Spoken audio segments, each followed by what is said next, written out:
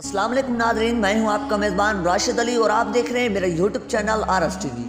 Nadreen ग्रामी, फ़रौन की लाश पर टेस्ट करते हुए साइंसदानों के साथ ऐसा क्या माजरा रोनुमा हुआ कि अंग्रेज़ साइंसदान भी मुसलमान हो गए। 1400 साल कबल कुरान पाक की कही हुई बात कैसे सच साबित हुई।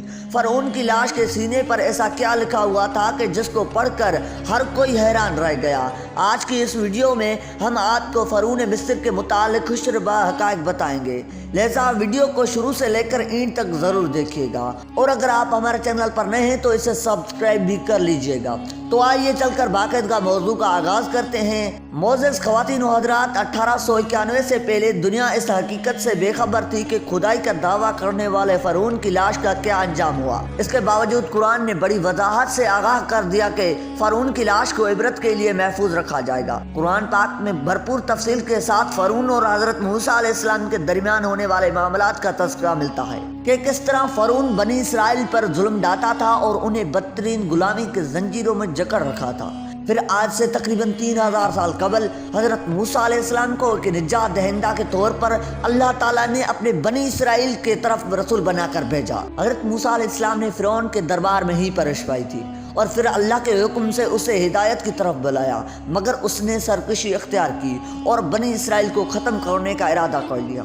हज़रत मूसा अलैहिस्सलाम जब मिस्र में हिजरत की गर्ज से अपने कौम को लेकर निकले तो फ़रौन ने उनका पीछा किया ताकि सबको पकड़कर ख़त्म कर सकें। हज़रत मूसा अलैहिस्सलाम अपनी कौम के साथ दरियाए नील अबूर कर गए, क्योंकि दरिया के बीचों बीच अल्लाह ताला ने उनके लिए रास्ता बना दिया। मगर फ़रौन इस दरिया में अपनी फ़ौज के साथ गर्क हो गया और हज़रत मूसा अलैहिस्सलाम बाहिफाज़त दरिया के दूसरे किनारे पर पहुंच गए। इस हवाले से कुरान पाक की सूरह यूनुस में फ़रौन के मरने के बाद उसका अंजाम कुछ इस तरह से बयान किया गया कि हम तेरे बदन को समंदर से निकाल कर महफूज कर लेंगे ताकि तू बाद में आने वालों के लिए इबरत का निशान बन जाए। मोअज़्ज़ज़ ख़वातीन व हज़रात, फ़रौन के डूब मरने के बाद मिस्रियों में से एक शख्स ने दरिया के किनारे पड़ी हुई फ़रौन की लाश की शिनाख्त की और उसे अहले दरिया के मदद से दरबार में ले आए। उन्होंने पूरी शान व शौकत से फ़रौन की लाशों को मसाले लगाकर एक ताबूत में बंद करके महफूज कर दिया। उसके दौरान उन्होंने फ़रौन के जिस्म पर लगे समुद्री नमकियात को वैसे ही रहने दिया और उसकी लाश पर जमी समुद्र नमकियात की तय वैसे की वैसी रही। उस वाक़े के बाद मिस्र पर मुख्तलिफ हुकूमतें कायम रहीं और फ़रौनियों की लाशें भी कहीं ज़मीन में दब कर रह गईं। उनके नाम सिर्फ तारीखी किताबों और तज़किरा में रह गए। इस वाक़े के तकरीबन 2000 साल बाद नबी आखिर ज़मान रसूल सल्लल्लाहु अलैहि वसल्लम दुनिया में तशरीफ़ लाए और अल्लाह ताला ने हज़रत मोहम्मद सल्लल्लाहु अलैहि वसल्लम को गुज़श्ता अंबिया और उनके अक़वाम के हालात तफसील से बताए। उनमें हज़रत मूसा अलैहिस्सलाम की कौम बनी इसराइल का तज़किरा भी शामिल है और इसी सिलसिले में फ़रौन के अंजाम के मुतालिक भी आयात नाजिल हुई कि किस तरह उसका जिस्म महफूज रखा गया है ताकि वो इबरत बन सके। इस वक्त फ़रौन की लाश दुनिया के सामने नहीं आई थी। बिला आखिर 1871 में एक मामूली चोर की वजह से फ़रौन की लाश तक पहुंचने का रास्ता मिल गया। अहमद अब्दुल रसूल नवादरात चोरी करके बेचा करता था। एक दिन वो दरिया नील के किनारे के करीब उसी सिलसिले में मारा फिर रहा था। जब उसे खुफिया रास्ते का इल्म हुआ, वहाँ वो नवादरात चोरी करने के लिए एक जगह खोद रहा था।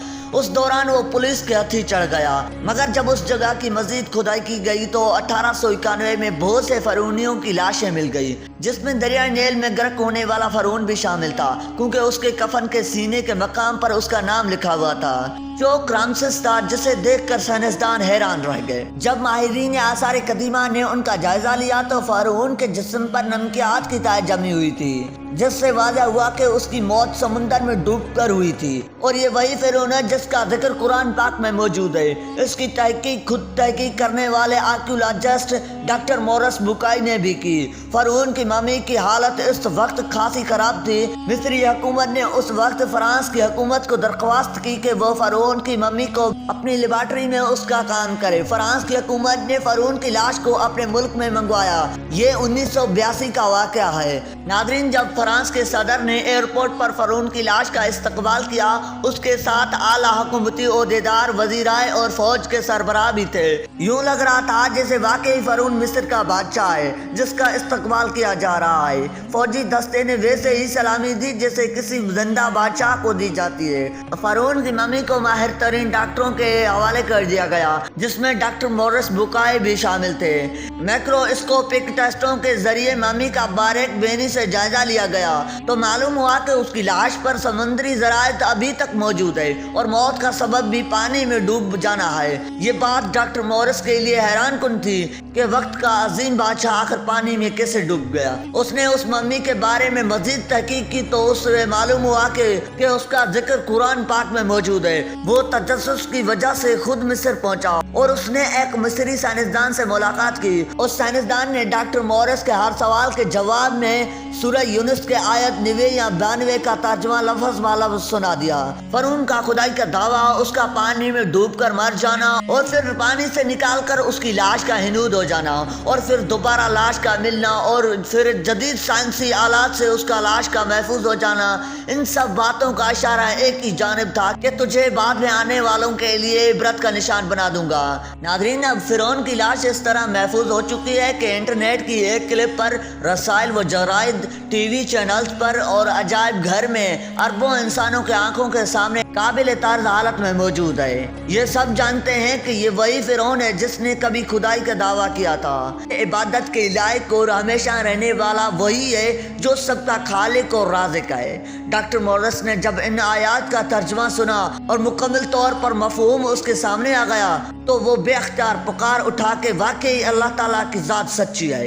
قرآن الہامی کتاب ہے جس کا حرف بہ حرف حق پر مبنی ہے اور رسول کریم صلی اللہ علیہ وآلہ وسلم سچے اور آخری رسول ہیں اور ان کی تعلیمات ہی انسان کے لیے فلاح کا راستہ ہے۔ اس نے فوراً کلمہ پڑھا اور مسلمان ہو گیا۔ ناظرین گرامی، یہ واقعہ آج سے تقریباً 3000 سال قبل کے واقعے کی یاد دلاتا ہے جب فرعون نے اپنے دربار میں مصر کے بڑے بڑے جادوگروں کو بلایا تاکہ وہ موسیٰ علیہ السلام پر غالب آ سکے، مگر حضرت موسیٰ علیہ السلام کے عصا نے ان کی پھینکی ہوئی سب رسیاں جو سانپ نظر آ رہی تھی ان کو نگل لیا تو سب کے سب جادوگر اللہ کے حضور سجدے میں گر گئے اور حضرت موسیٰ علیہ السلام پر ایمان لے کر آئے۔ مگر اس وقت سب کچھ اپنی آنکھوں سے دیکھنے کے باوجود فرعون اپنی ہٹ دھرمی پر قائم رہا اور بالآخر سمندر میں غرق ہو گیا۔ ناظرین، اس حوالے سے ہم فرانس کے عمل کو دیکھیں تو اس میں بھی وہی جہالت اور فرعونیت نظر آتی ہے۔ فرعون کی لاش کا اس طرح سے استقبال کرنا جبکہ وہ ساری دنیا کے لیے عبرت کا نشان ہے، سراسر جہالت اور گمراہی ہے۔ وہ مناظر دیکھ کر اہل علم نے رائے دی تھی کہ ایک مردہ فرعون کا استقبال ایک زندہ فرعون کر رہا ہے۔ ناظرین، اس وقت فرعون کی ممی مصر کے دارالحکومت قاہرہ کے ایک میوزیم میں موجود ہے جسے روز ہزاروں لوگ اپنی آنکھوں سے دیکھ کر اللہ تعالیٰ کی عظمت کا اقرار کرتے ہیں۔ بے شک عقل والوں کے لیے اس میں بہت بڑی نشانی ہے۔ اللہ تعالیٰ نے تکبر کرنے والے کو ایسی سخت سزا دیتا ہے۔ آخر میں حسب روایت دعا ہے کہ اللہ تعالیٰ ہمیں عاجزی اور انکساری کے ساتھ زندگی بسر کرنے کی توفیق عطا فرمائے۔